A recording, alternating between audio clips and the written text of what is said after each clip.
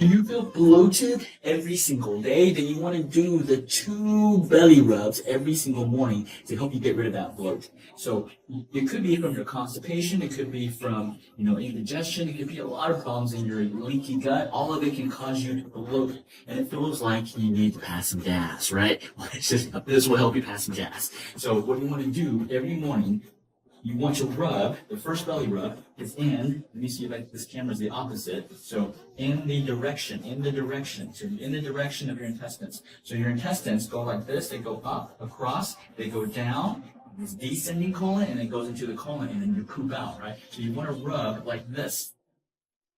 Rub like this. It's going to be clockwise, right? So rub like this every single morning. So this gets the blood circulation to your intestines, right? And then you want to push it out. So belly rub number 2, you want to go, you can go, I like to do it like this. Go down like this. Use this and just push down. Push from the center, okay? Push down from the center, and then from the sides, right? So you do this after the first belly rub. This will help push out the bloat. You might actually pass some of the gas too, okay? So push out the bloat right here. Do this every single morning. You should actually help you get a bowel movement too, right? So give this a try. Let me know in the comments below if this works for you.